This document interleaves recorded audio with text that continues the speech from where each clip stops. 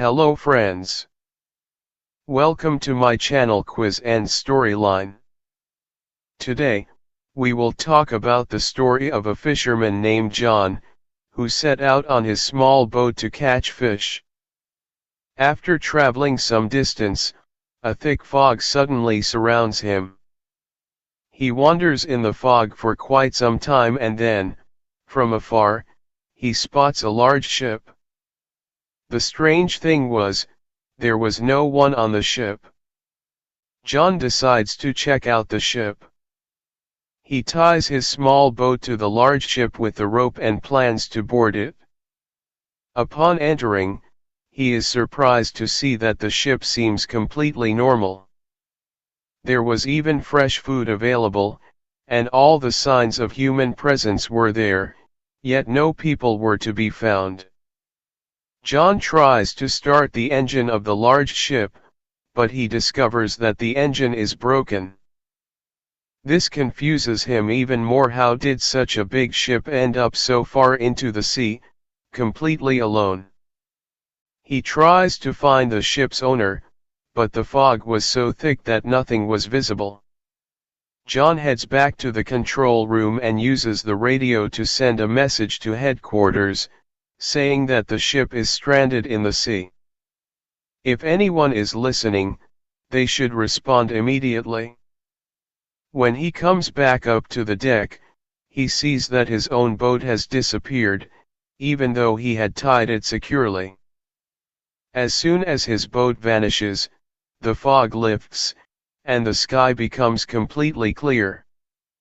It was now noon, and John returned to the large ship. Since he was now trapped on this ship, he tries to find his way home using the maps. The problem was that the ship's engine was still broken. In order to save himself, John starts to repair the engine using the toolbox he found on the ship. After a short while, John successfully fixes the engine. This was a big achievement for him. Now, the ship was running again, and he could take it anywhere. However, the problem was that he still didn't understand the way. So, he goes back to the control room to try and make contact again, but there is no response. Exhausted, he comes back up to the deck and feels the need to use the restroom.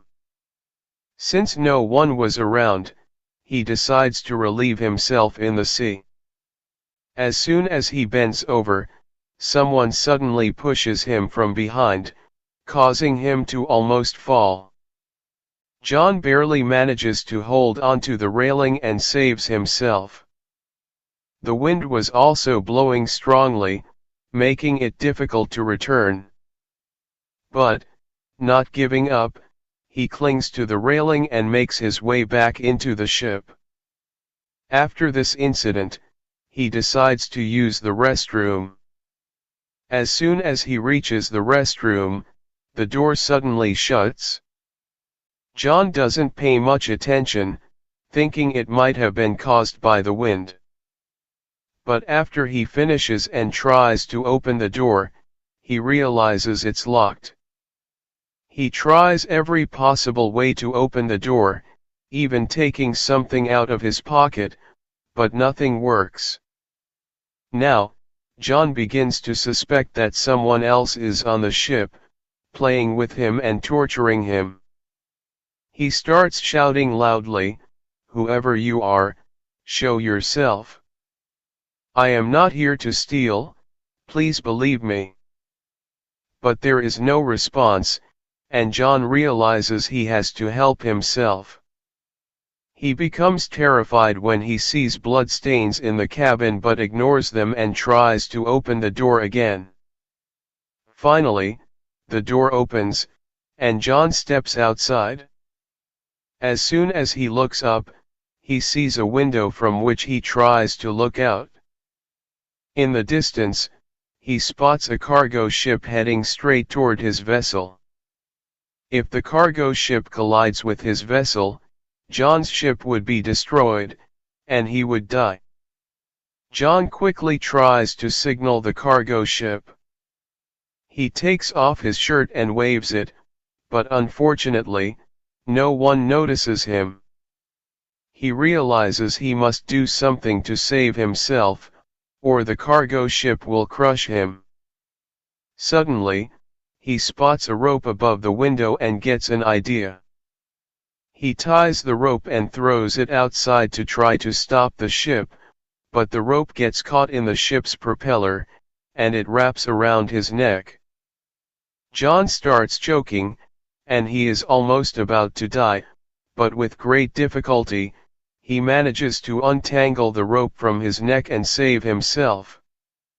Luckily, the ship stops because the rope is stuck in the propeller, but it still collides with the cargo ship, causing a massive jolt. John falls to the ground unconscious, with a head injury. When he wakes up, he finds the bathroom filled with water.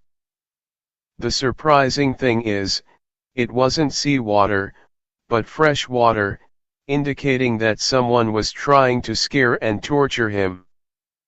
John pleaded again, "Whoever you are, please let me go." But there was no response. He felt hungry and thirsty, and his energy was draining. He tried to drink water from the bathroom tap, but the water had run out. When he drank the water collected on the floor, he realized it was salty, meaning seawater had entered the ship. John understood that there was a leak in the ship, and soon, the ship would sink. He tried to open the door again, but it was locked from the outside. It was nighttime, and when the outside view of the ship is shown, it becomes clear that some invisible force is steering the ship. Water started filling the ship, and due to the pressure, John lost consciousness. During the night, a storm hit the sea, damaging the ship, and John was injured. When he woke up in the morning, the water level had risen so much that only his face was above the surface. Now, John accepted that he was going to die, but suddenly, he heard the sound of a door clicking open. When he turned the handle, the door opened, and due to the pressure of the water, the door fell outward. John gained his freedom and climbed to the top of the ship to breathe fresh air because the oxygen below had run out. Now he was sure that someone was torturing him and he couldn't endure it any longer. Water was rapidly filling the ship, and John knew it would sink soon. He gathered air packs and other essentials from the ship, and with the broken door, he made a small raft to escape. He arranged food and water from the ship and boarded his raft. He slowly started moving away from the ship, but then he noticed that the ship wasn't sinking as he had thought. Seeing this, John had a new idea: why not fix the ship's bilge system and continue his journey? He returned to the ship and first fixed the bilge pump, which drained all the seawater out of the ship. But when he tried to call for help again, there was no response. Frustrated, he went back up to the deck. The ship had stopped again, and he was utterly exhausted. At that moment, he spotted another ship in the distance, and John decided to head toward it using his raft.